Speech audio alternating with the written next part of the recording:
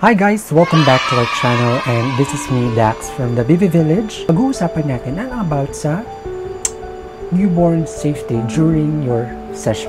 So before coming into session, you yourself must understand the risk of possibilities that might happen during the session. When you talk about safety, it always starts with you. How you control and recognize hazard in order to achieve an acceptable level of risk during the session. Pupunta ka lang sa client and then do your session, do your thing. So you have to make sure that baby is in good condition, free from illness and sickness. Akala mo mamaya, may sakit pala si baby.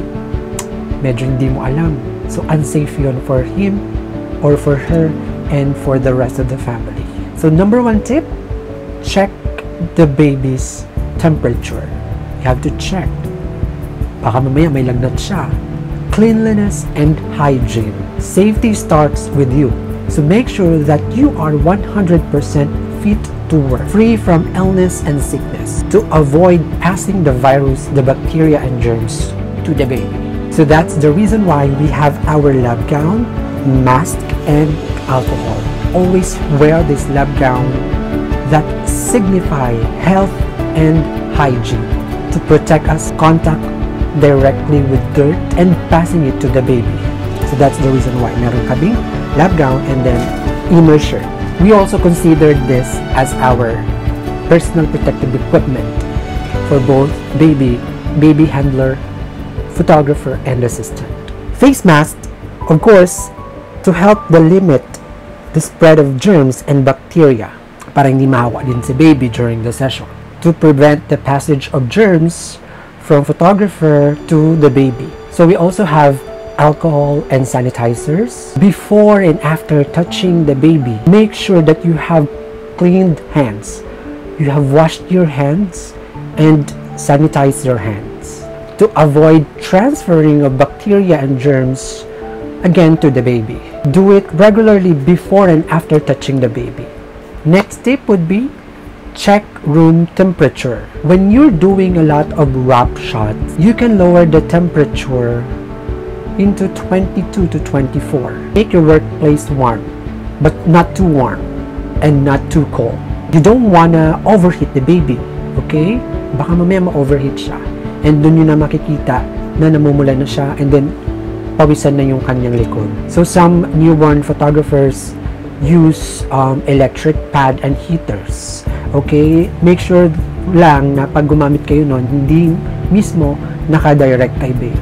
Next tip guys, of course, the spotter or your assistant. Working with assistant and spotter can save you from any accident may happen. Babies' movement are unpredictable. Hindi mo masasabi na bigla na lang silang pipite. No? Bigla na lang silang gagalaw. So you need extra hand to hold them within inches. When doing composite shot in the bucket, in your beanbag, in your basket, and other poses that supports baby's head. Of course, you can have the parents involved during the session, but consider to hire a well-trained assistant and spotter because alam na nila kasi yung ginagawa mo, alam na nila kung ano yung mga kailangan gawin. So if you walk away and get something, there's someone watching the baby, support the baby. The next would be wear camera strap. Always wear your camera strap around your neck whenever you do overhead shot, no? Para pag nag-slide yung camera mo, may magsusupport. This is very important. Your camera strap. Your strap will save you. So don't forget it. The next would be know when to stop the session. Don't push the baby too hard when the baby is stressed. And you know what? Parents will become stressed out too. Kasi fussy and cranky na si baby. Always listen to the baby's cues and reactions. So know when to stop. May mga times na super cranky na siya, super annoyed na siya. Every time na i-propose mo siya, hindi na siya magsisettle because stressed out na siya. Always listen to the baby's cues and reactions whenever you post them. They are smart guys. Doing your newborn session for 4 hours to 6 hours would make them stressed out. So you don't want to stress out the baby. and of course the parents. So once you're done with your posts and shots, you don't need lots of shots to impress your client. Produce not quantity, produce quality product.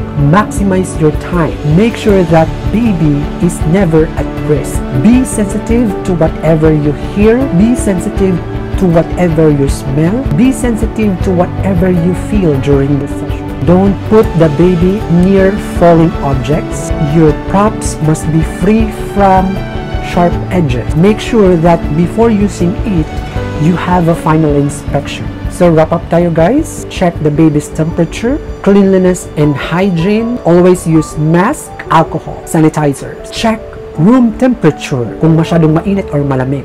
Have assistant and spatter during the session. Wear your camera strap. Know when to stop the session. And lastly, be sensitive. Listen to the baby's cues. That's very important. They're gonna tell you what exactly they need. Stay relaxed. Don't panic. Safety starts with you. Make sure the baby is never at risk. Okay guys, I hope you've learned a lot from this. So those are just our safety precautions based on our experience that works for us. So don't forget to like our page, The BB Village Studio, and visit our Instagram account, The BB Village PH, and our YouTube account is The BB Village Studio, The BB Village PH. Okay, this is once again Dax from The BB Village. Have a good day.